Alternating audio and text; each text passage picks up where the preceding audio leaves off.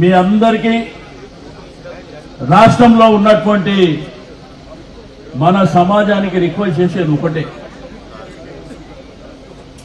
యాదవ్ల, గౌడ్ల, కుర్మల, మున్నూరు కాపుల, పద్మశాలిల, చాకలి, మంగలి వివిధ కులాలకు సంబంధించిన వాళ్ళందరికీ నేను రిక్వెస్ట్ చేసేది ఒకటే, ఈ రోజు నుంచి మనము బీసీలము అనేటువంటి నినాదమే పెట్టుకొని ముందుకెళ్లాలని చెప్పి నేను ఈ సందర్భంగా తెలియజేస్తా ఉన్నాను. ఎందుకంటే మనల్ని విడదీసి రాజకీయం చేసే ప్రయత్నం, కుట్రలు జరుగుతున్నాయి.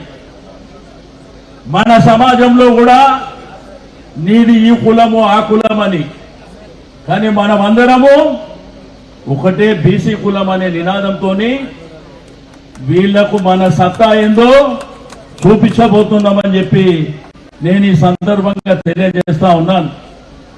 తెలంగాణ ఉద్యమాన్ని నడిపించింది ఈ యొక్క బడుగు బలహీన వర్గాలే కదా. ఈ రోజు 100% ఉంది ఎస్సీ, బీసీ, మైనారిటీలే కదా.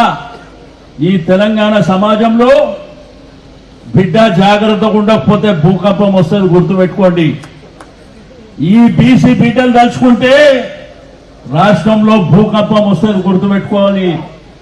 ఎందుకంటే మోసపూరితమైనటువంటి వాగ్దానాలు ఎవరు చేయమన్నారు మీకు? కామారెడ్డి డిక్లరేషన్ ఎవరు చేయమని చెప్పింది నీకు?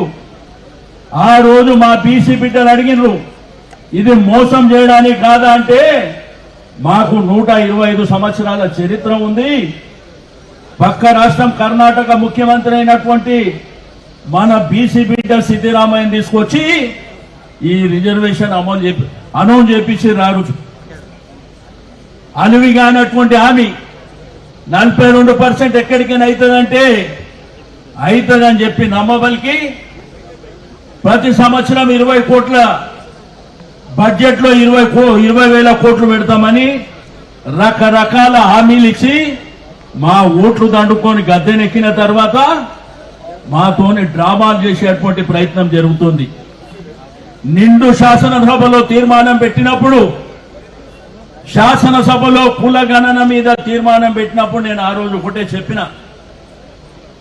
ఆ రోజు ఎన్టీ రామారావు గారు తీర్మానం చేసిండ్రు, రాజశేఖర్ రెడ్డి గారు తీర్మానం చేసిండ్రు, చంద్రబాబు నాయుడు గారు తీర్మానం చేసిండ్రు, కేసీఆర్ గారు కూడా తీర్మానం చేసి పంపించిండ్రు.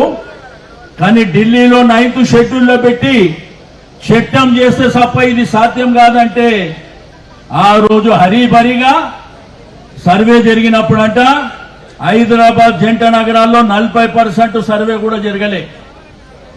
స్వయంగా ముఖ్యమంత్రి గారు శాసనసభలో చెప్పిండ్రు, ఇంకా 16 లక్షల మంది సర్వేలో పాల్గొనలేదని చెప్పారు. మీరు ఏ విధంగా మీరు తీర్మానం చేసి ఢిల్లీకి పంపించారు?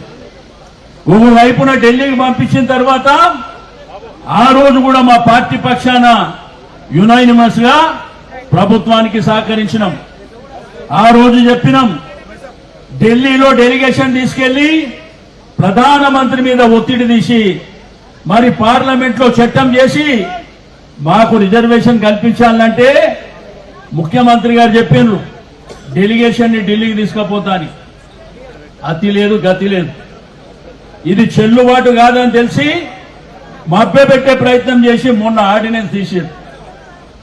ఆర్డినెన్స్ తీసి ఒకవైపున తీర్మానం చేసి ఢిల్లీకి పంపించిన తర్వాత మళ్ళా ఆర్డినెన్స్ ఎట్లా జరుగుతుంది?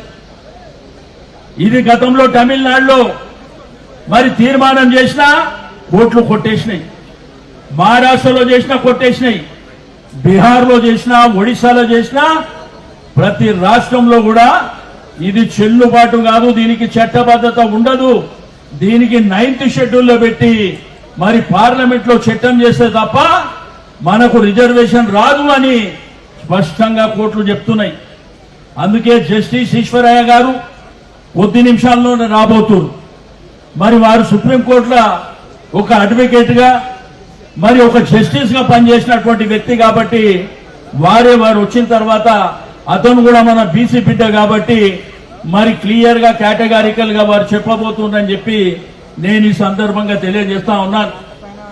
మరి మొన్ననే హైకోర్టు లోకల్ బాడీ ఎన్నికలు 3 నెలల లోపల చేయాలి, 100 రోజుల లోపల చేయాలంటే మనం గెలవలేమనేటువంటి పరిస్థితిలో మనం ఉన్నాం కాబట్టి ఇది గోల్మాల్ చేసి ఆర్డినెన్స్ పెట్టి మళ్ళీ ఇప్పుడు కొత్త డ్రామాకు తెరలేపారు. ఆర్డినెన్స్ ద్వారా సాధ్యమవుతుందంటే ఈ దేశంలో అనేకమైనటువంటి రాష్ట్రాల్లో ఎప్పుడో సాధ్యమవుతుండే. మరి వాళ్ళే చెప్తుండ్రు. నిన్న కూడా మంత్రులు మాట్లాడినరు, ఆ రోజు కూడా మంత్రులు మాట్లాడి ఏం చెప్తుండ్రు, మనకంట ఈ రిజర్వేషన్ లేని మరి కేవీ వేస్తారంట, కోర్టుకు ఎవరు పోదని. రెండోది రిజర్వేషన్ల ద్వారానే మనకు 42% వస్తుందని చెప్తూ మళ్ళా నేను రాజకీయ పార్టీలకు చెప్తున్నా, మీరు కూడా పార్టీల పరంగా 42% ఇవ్వాలని. నిన్న అదే మంత్రులు మాట్లాడితే ఏం చెప్తున్నారు, బీజేపీ వాళ్ళు వెళ్ళి 9th షెడ్యూల్లో పెట్టిమని చెప్పి వాళ్ళే పెడుతున్నారు. అంటే మీరే కేబినెట్ లో నిర్ణయం తీసుకొని ఇది చెల్లదు అని మీకు తెలిసి మళ్ళీ ఈ రోజు వచ్చి డ్రామా చేసేటువంటి ప్రయత్నం జరుగుతుందని చెప్పి నేను ఈ సందర్భంగా తెలియజేస్తా ఉన్నాను.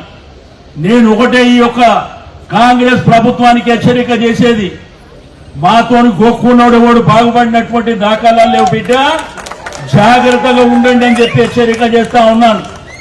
ఇది చిన్న షాంపిల్ మాత్రమే. ఒకవేళ నిజంగానే మేమందరం ఇట్లా సమాజంలోకి ప్రజల దగ్గరికి మా బిడ్డల దగ్గరికి రాష్ట్ర వ్యాప్తంగా వెళ్ళిందంటే ప్రతి జిల్లాలో భూకంపం సృష్టిస్తామని చెప్పి నేను ఈ సందర్భంగా తెలియజేస్తా ఉన్నాను. మీకు అడ్రస్ లేకుండా చేసేటువంటి బాధ్యత కూడా మా సమాజం తీసుకుంటుందని చెప్పి నేను ఈ సందర్భంగా తెలియజేస్తా ఉన్నాను. మేం ప్రభుత్వానికి చెప్పినాం, మేం సంపూర్ణమైనటువంటి సహకారం ఇస్తామని చెప్పినాం. కానీ గోల్మాల్ చేసేటువంటి కార్యక్రమాన్ని డెడికేషన్ కమిటీ అని అది కూడా గోల్మాల్ చేసేటువంటి కార్యక్రమం, దాన్ని 5 రోజుల 7 రోజుల లోపల కేబినెట్ లో పెట్టి పబ్లిక్ డొమైన్ లో లేదు, పబ్లిక్ డొమైన్ లో పెట్టలే, కేబినెట్ టేబుల్ చేయలే, శాసనసభలో మాట్లాడినటువంటి దాఖలాలు లేవు.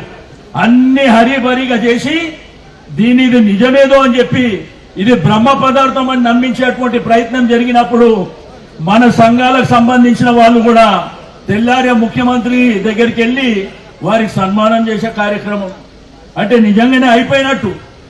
మేము ఒకటే ఈ ప్రభుత్వానికి చెప్తున్నాం, 600 మేం చెప్పేది ఒకటే, గౌరవ ముఖ్యమంత్రి గారికి చెప్పేది ఒకటే, నువ్వు ఏమి చేసుకుంటావో చేసుకో, 42% రిజర్వేషన్ ఇచ్చిన తర్వాతనే ఎన్నికలో పోదామని చెప్పి నేను ఈ సందర్భంగా తెలియజేస్తా ఉన్నాను. మేమేం భిక్షగాన్లం కాదు, అడక తినేటోళ్ళం అంతకంటే కాదు అని చెప్పి ఈ ప్రభుత్వం గుర్తుపెట్టుకోవాలని చెప్పి నేను ఈ సందర్భంగా తెలియజేస్తా ఉన్నాను. మేము చెప్పేది, ఈ వేదిక మీద ఉన్నటువంటి మిత్రులు చెప్పేది తప్పైతే నేను ముఖ్యమంత్రి గారికి ఆ ప్రభుత్వాన్ని చెప్తున్నా, నువ్వు ఏ రూపంలోనైనా పర్వాలే 42% రిజర్వేషన్ చట్టబద్ధత ద్వారా ఎన్నికలు జరిపితేనే మేము సిద్ధంగా ఉంటాము, మీకు సహకరిస్తాం. లేదంటే మేమెంతో మాకంత. రాహుల్ గాంధీ గారు చెప్తారు ఆ డైలాగ్, మీరెంతో ఎంత జనాభా ఉంటే వాళ్ళకి అంత హక్కు ఇవ్వాలని. ఎవరి హక్కు మా హక్కు గురించి ఇచ్చే అవసరం లేదు బిడ్డ, తలుచుకుంటే మేమే గుంజుకుంటామని. ఆ సమయం కూడా ఆసన్నమైందని చెప్పి నేను ఈ సందర్భంగా తెలియజేస్తా ఉన్నాను. ఒకప్పుడు తెలంగాణ ఉద్యమాన్ని చూసిండ్రు, కానీ రాబోయేది బీసీల ఉద్యమం తెలంగాణ లోపల రాబోయేది.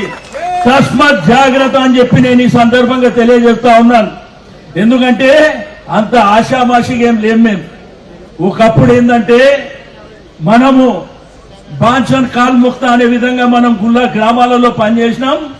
ఇప్పుడు ఎదురొట్టి నిలబడడానికి సిద్ధంగా ఉన్నామని చెప్పి నేను ఈ సందర్భంగా తెలియజేస్తా ఉన్నాను. మీరందరూ సిద్ధమా? జిల్లాలలో తిరుగుదామా? ప్రతి జిల్లాలో మన సమాజాన్ని లేద్దామా? లేపిందంటే మీ పీఠాలు కదిలిపోతాయి, అది గుర్తు పెట్టుకోవాలని చెప్పి. ఎందుకంటే మోసం అనేది కొన్నిసార్లు పనికొస్తుంది.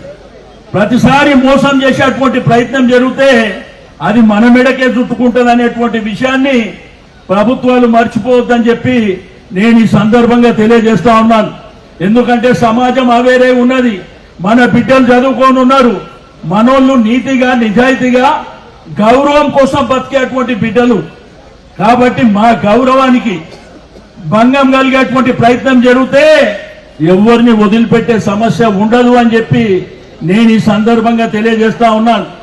నేను అదేవిధంగా ఈ రోజు ఉన్నటువంటి మా మిత్రులకు, రాష్ట్రంలో ఉన్నటువంటి మా సమాజానికి నేను చెప్పేది ఒకటే, తప్పకుండా చైతన్యవంతమైనటువంటి సమాజం అనేది తప్పకుండా మనం పోరాటం చేద్దాం, అన్ని విధాలుగా పోరాటం చేద్దాం. ఇప్పుడు 42% నువ్వు ఇవ్వకపోతే రాబో రోజుల్లో నీ అధికారమే మేము గుంజుకుంటాం బిడ్డ, జాగ్రత్తగా ఉండండి అని చెప్పి నేను మరొకసారి తెలియజేస్తూ సెలవు తీసుకుంటాను. జై బీసీ, జై బీసీ, జై బీసీ.